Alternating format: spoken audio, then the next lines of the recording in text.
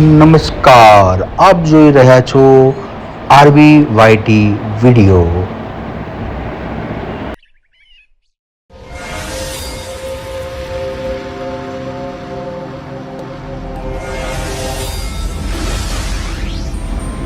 તો ચલો આજે આપણે સાંભળીએ મૂળેશ્વર મહાદેવનો ઇતિહાસ।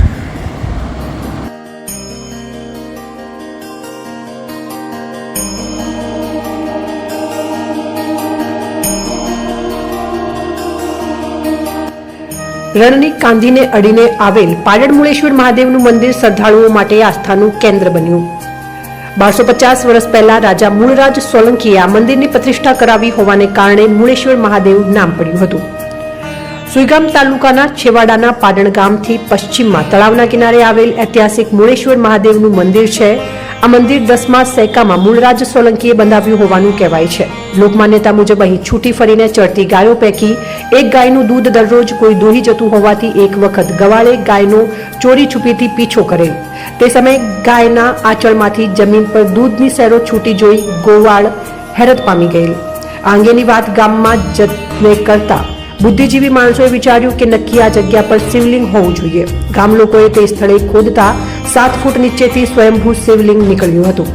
1250 વર્ષ પહેલાની પુરાણી કહેવત મુજબ પાટણ રાજવી મૂળરાજ સોલંકી વારંવાર બાદશાહ સામે હારતો હતો ત્યારે તે હતાશ થઈ જતા માતાજીને પ્રાર્થના કરી, હે માતાજી, હું તમારો ભક્ત છું, તેમ છતાં મારી કેમ બાદશાહ સામે વારંવાર હાર થાય છે? ત્યારે માતાજી પ્રસન્ન થઈને સપનામાં કીધું કે બાદશાહ પણ મારો પરમ ભક્ત છે, તેથી તેની સામે જીતવું હોય તો પવિત્ર જગ્યાએ શિવની ભક્તિ કર તો ચોક્કસ તારી જીત થઈ જશે।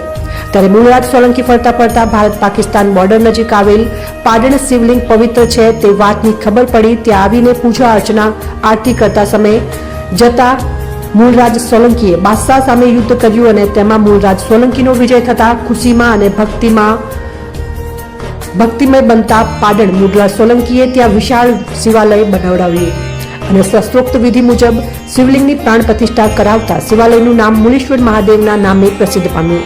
સમય જતાં કહેવાય છે કે સુઈગામના રાજાના વહીવટદારોના ત્રાસથી પીડિત પાડળના રાજાએ પટેલ નામના ખેડૂતે અહીં કમળ પૂજા કરતા આગલા જન્મે સુઈગામના રાજગરામાં તેમનો જન્મ થયેલ અને પૂર્વ જન્મની નિશાનીઓ બહાર કાઢીને પ્રમાણ પણ આપવામાં આવ્યું હતું, જેઓ રાયસિંહજી ચૌહાણ તરીકે ખ્યાતિ પામ્યા હતા અને આજીવન દરરોજ મૂળેશ્વર મહાદેવની પૂજા કરી હતી। ગુજરાતના અન્ય દેવ મંદિરોની જેમ મૂળેશ્વર મહાદેવનું મંદિર પણ વિધર્મીઓના આક્રમણનું ભોગ બન્યું હતું, પરંતુ કહેવાય છે કે વિધર્મીઓ મંદિરમાં પ્રવેશ કરે તે પહેલા પાડાનું રૂપ ધારણ કરી સૈનિકોનો ખાત્મો બોલાવી સૈન્યને ભગાડી મંદિરની ગરિમા જાળવી હતી। ત્યારથી ગામનું નામ પાડણ પડ્યું હોવાની માન્યતા છે। શ્રદ્ધાળુઓના જણાવ્યા મુજબ મૂળેશ્વર મહાદેવના અનેક પરચા છે। સરહદી વિસ્તારના લોકોમાં આસ્થાનું કેન્દ્ર ગણાતા મૂળેશ્વર મહાદેવના મંદિરે ભક્તોનો ધસારો જોવા મળે છે।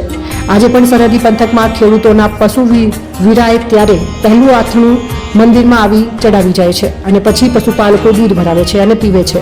શ્રાવણ માસમાં દરરોજ ભક્તો વિશાળ સંખ્યામાં દર્શન કરવા આવે છે અને યથાશક્તિ પૂજા કરે છે। અહીં માનેલી માન્યતાઓ ભગવાન મૂળેશ્વર પૂરી કરે છે તેવી લોકોની પ્રબળ આસ્થા જોડાયેલી છે। મંદિરની બાજુમાં વિશાળ તળાવ પણ આવેલો છે।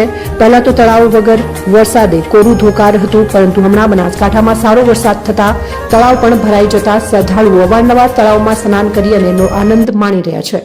સારા વરસાદથી આજુબાજુની લીલોતરીથી ધરતી હરખાઈ છે।